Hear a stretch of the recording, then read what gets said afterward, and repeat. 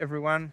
Today I wanted to share some reflections about speed climbing, some of the high peaks. And with speed climbing, I do not mean fully what Kilian Jornet or Ulesh Tech do, but rather about an approach that is becoming more and more popular, where people, instead of going through the kind of classic journey of going to the base camp, doing different rotations, and being there in the mountains for a couple of months, they do most of their work at home, training with hypoxic tents, getting high in the altitude before getting there.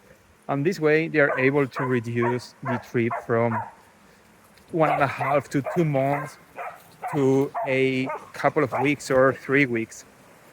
And I mean, I've been receiving a bunch of requests in that area, and to be honest, I have mixed feelings about it. And let me share those. Our kind of mission is systematic regeneration of the mountain, which means that we want to mean the mountain better than we found it. And if you think about speed ascents where you spend way less time in the mountains, this is of course having a great impact for good on the environment, because it means that you are less time in the mountains, you leave less trash, you need less food, you need less equipment, you need less things to transport up there, and this is very good for the environment. And but I mean, this has for me a but, which is, well, I mean, if you are a veteran in the mountains, this might be a good choice. I mean, you've already taught your body how to behave in the mountain. You already know what is a mountain expedition. And then you can think about, let's now think about this next step to save time and being able to climb a mountain with a busy schedule. But if it's your first time in the mountain, to be honest, although this might have a very positive environmental impact, I wouldn't recommend you that. I would recommend you to kind of reduce that impact on other sides that we have been talking about in other videos. And instead, do the mountains how they've been done always. Not because this has been the classic approach for forever, but rather about, I mean, two different aspects. One aspect is the physiological aspect.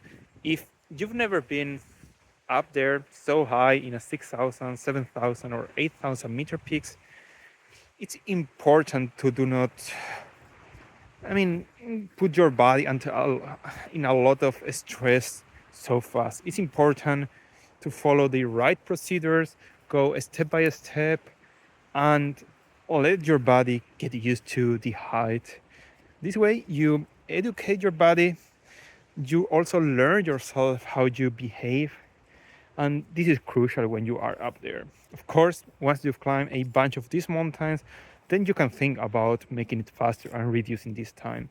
But first, I wouldn't recommend you doing that. And the other aspect is about, well, what does mountaineering actually mean? Nowadays, I mean, we very often see things as a task to-do list with a few steps that we want to optimize and make as fast as possible.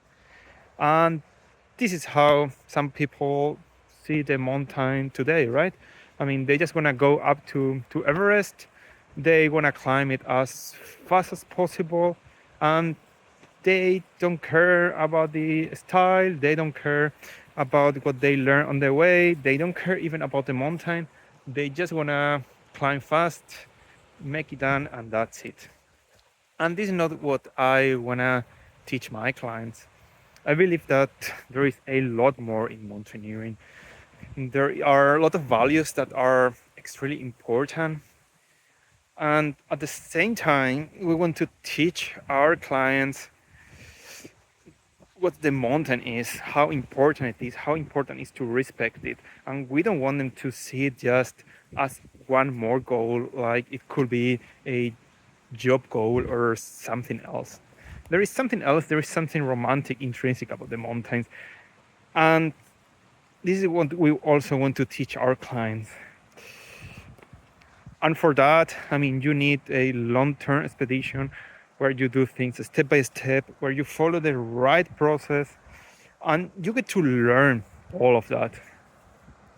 And this is, I mean, what we typically teach our clients and the way we do it. So if you are a first time, second time mountaineer, we never recommend you doing that. We never recommend you, and will actually not let you doing a speed ascent, because that's not good for you, and it's also not gonna be good for the environment, because you are not being taught the right values of mountaineering. So if you're gonna go speed climbing and it's your first time, I mean, don't come with us.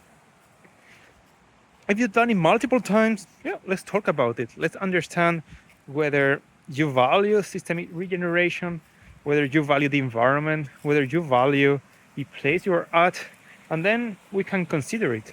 Because, of course, I mean, it's true that the kind of footprint that you leave can be or will be lower. But let's talk about it at that point. Because for me, rather than a one time reduction of this footprint, is more important that you are educated, so that from that point onwards you do the right things in the mountains, and this will have a way bigger impact than just doing it once. And well, with that, I mean, this is my reflection. um, I know that there are a lot of different opinions on that. I just wanted to share how we think at Altura. And now I'd like to ask you, what do you think? Are you more into the traditional style mountaineering, or you prefer just getting to the top, however, as fast as possible?